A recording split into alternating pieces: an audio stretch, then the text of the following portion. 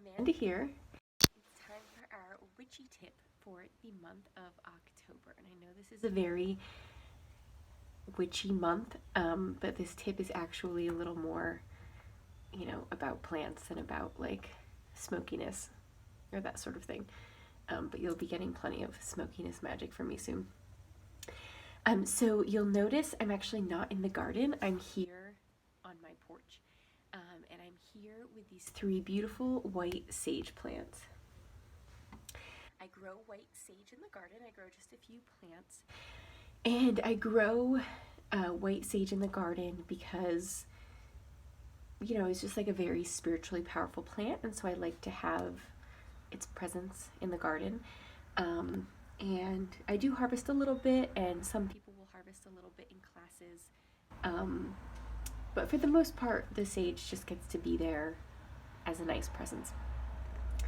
And in this month of October, we're talking about softening in. And softening in is a phrase and a practice that I use with a number of my plants this time of year. If you are someone who is a farmer or a gardener, you're probably familiar with the term hardening off. And hardening off is when you might have your seedlings that have been growing in a greenhouse, or maybe you buy seedlings from a nursery, but you don't want to take your seedlings right out of the greenhouse and plant them right in the ground immediately, because that's too much of a shock for them. Plants experience shock and plants experience trauma, and taking a plant out of like the cozy, nice space that is the greenhouse and putting them right into like the earth with its wind and rain and pests, and it might be less warm, outside. Usually it's less warm outside of the greenhouse, and that can be really shocking for plants. And so what you do is you harden them off. So you take plants from the greenhouse and you put them on, usually if you're a farmer, you have hardening off tables, and you let them sit outside for ideally, 4 to 7 days maybe, and then you plant them in the ground. And in those days, they get used to the wind, they get used to not having the kind of the humidity protection of the greenhouse, they get used to having less warmth, etc. And so that's the concept of hardening off.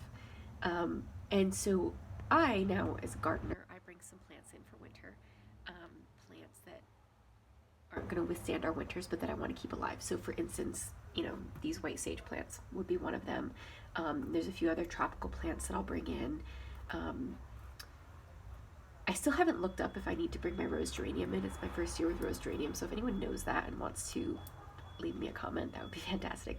But this year I was also thinking of bringing in a lemon verbena plant. I usually dry a lot of fresh lemon verbena, but it'd be cool to see if a plant could stay in the winter now that John and I live in an apartment that has windows. I have all sorts of options. In the past, I would bring in my white sage and other plants and then find like foster homes for them for the winter. So, and one of these plants will still be going to a good friend of mine who enjoys, having them. Right, so softening in. So I feel like it's important to also soften in a plant, which is the opposite of hardening off, because, it's just as traumatic to be taken from the ground and put in a pot like this. It really is like going from the outdoors to the indoors is also a traumatic process. And by the way, this is a good time to start bringing your plants in. The days are nice and toasty, but the nights are still, they're getting really cold. And the plants know that, and they are tracking the daylight.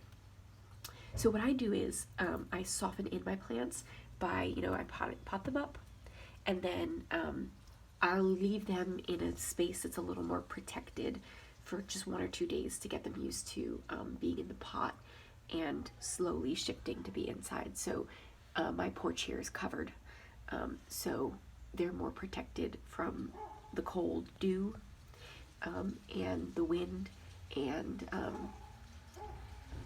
just the chill. It's a little warmer here on the porch. So I potted up these white sage plants on Friday. Today's Tuesday. So I'll bring them in today. So it's really important to soften in your plants.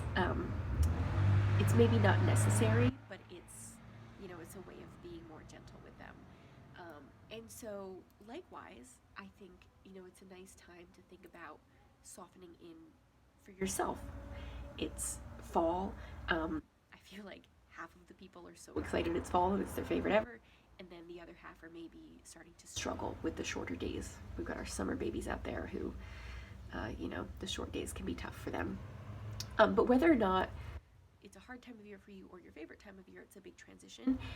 And so I encourage you to think of, how can you soften in? How is there something that you can do to help you gradually become used to the practice of spending more time inside? Just any way that you can be gentle with yourself through this transition.